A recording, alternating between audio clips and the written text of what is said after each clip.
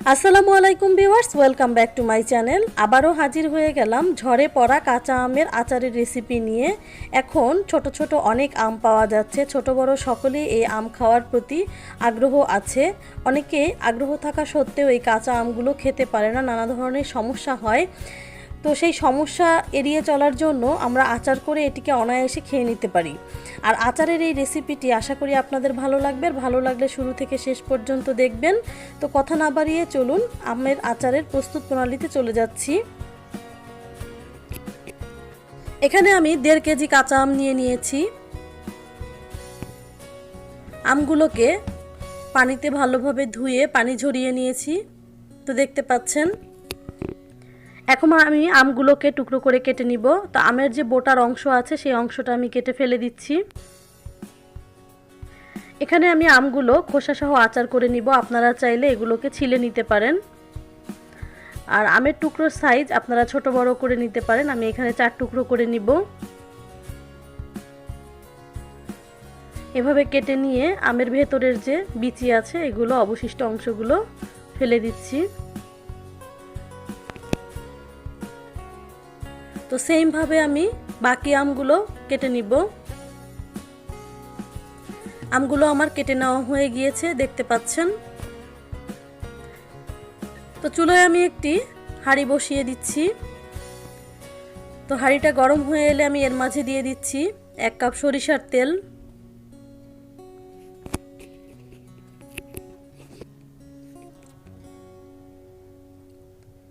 তেলটা গরম হয়ে এলেই এর মাঝে আমি দিয়ে দিচ্ছি 1 চা চামচ 5 ফোড়ন,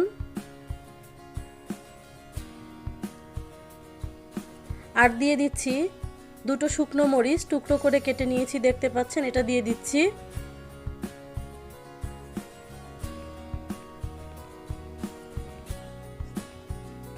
দিয়ে দিচ্ছি দেশি রসুন 3টি, 1/3 কাপ পরিমাণ হয়েছে, এটা দিয়ে দিচ্ছি।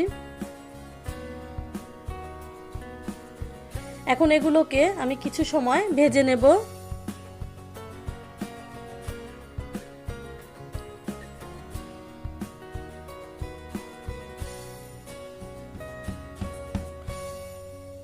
ভেজে নেওয়ার পর আমি এর মাঝে দিয়ে দিচ্ছি 1.5 টেবিল চামচ সরিষা বাটা। সরিষাটা আমি ভিনেগার দিয়ে পেস্ট করে নিয়েছি।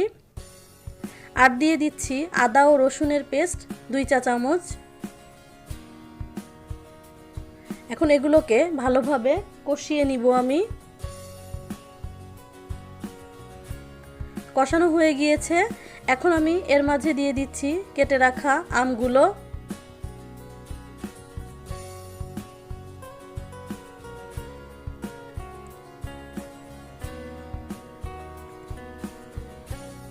তো দেখতে পাচ্ছেন আমগুলো দেয়া হয়ে গিয়েছে।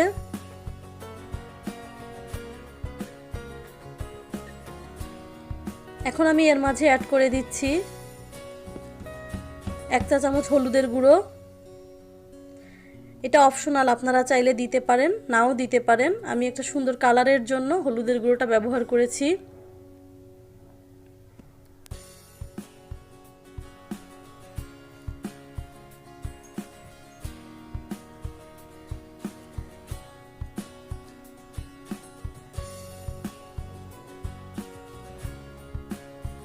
এখন এর মাঝে দিয়ে দিচ্ছি পরিমাণ মতো লবণ। দিয়ে এখন আমগুলোকে ভালোভাবে কষিয়ে নিব। আমের কালারের পরিবর্তন হওয়া পর্যন্ত অপেক্ষা করব।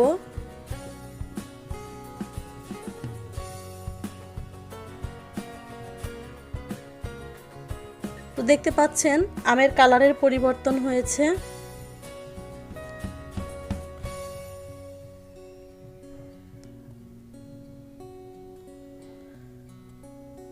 আরও কিছু সময় এগুলোকে নেড়ে কষিয়ে নিব।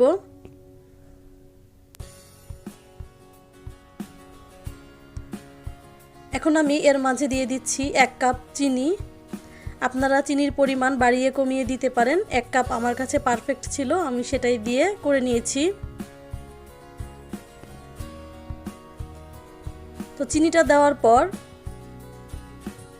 আমি একটু ভালোভাবে মিক্স করে দিচ্ছি। এখন আমি দিয়ে দিচ্ছি 1/3 কাপ ভিনেগার। ভিনেগার এবং চিনি মিলে প্রচুর পরিমাণ পানি উঠে যাবে এখন আমে। এই সেই পানি দিয়েই আমগুলো ভালোভাবে সেদ্ধও হয়ে যাবে।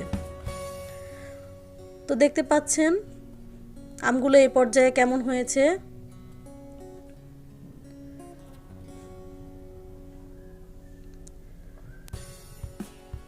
চুলার আঁচটা মিডিয়াম রেখে নেড়ে নেড়ে এই আচারটা তৈরি করে নিতে হবে, তা না হলে নিচে পুড়ে যেতে পারে।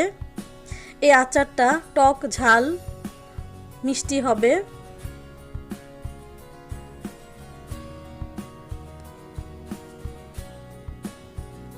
তো দেখতে পাচ্ছেন আমগুলো বেশ ভালোভাবে সেদ্ধ হয়ে গিয়েছে। এখন আমি উপর থেকে দিয়ে দিচ্ছি 1 চা চামচ ভাজা পাঁচফোড়ন গুঁড়ো, আর দিয়ে দিচ্ছি ভাজা মৌরির গুঁড়ো 1 চা চামচ, মিষ্টি জিরা যেটা বলে আর কি সেটা দিয়ে দিয়েছি। এখন আমি আরও কিছু সময় এগুলোকে রান্না করে নিব। তেলটা উপরে উঠে আসা পর্যন্ত অপেক্ষা করব।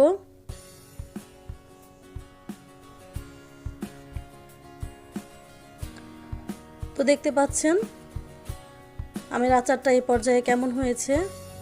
আমি উপর থেকে কিছুটা চিলি ফ্লেক্স দিয়ে দিয়েছি। আমি দুটো শুকনো মরিচ ভালোভাবে টেলে নিয়ে সেটাকে গুঁড়ো করে হাতে ভেঙে নিয়েছি, সেটা দিয়ে দিয়েছি।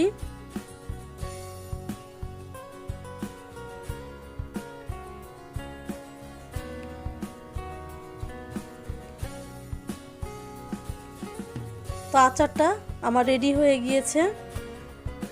সার্ভিং ডিশে নিয়ে দেখিয়ে দিচ্ছি। তো দেখতে পাচ্ছেন আচারটা কতটা ইয়ামি হয়েছে। আশা করি সকলের ভালো লাগবে, আর ভালো লাগলে সকলেই ট্রাই করবেন। এখন প্রচুর আম পাওয়া যাচ্ছে, ঝড় হলেই আমগুলো পড়ে যাচ্ছে। এই আম দিয়ে অনায়াসে আচার তৈরি করে নিতে পারেন। তো তৈরি হয়ে গেল আমার ঝরে পড়া কাঁচা আমের আচার। সকলেই ভালো থাকবেন, সুস্থ থাকবেন, নিরাপদে থাকবেন, সাবধানে থাকবেন। আজকের মতো বিদায় নিচ্ছি। উপস্থিত হব নতুন কোনো রেসিপি নিয়ে। আল্লাহ হাফেজ।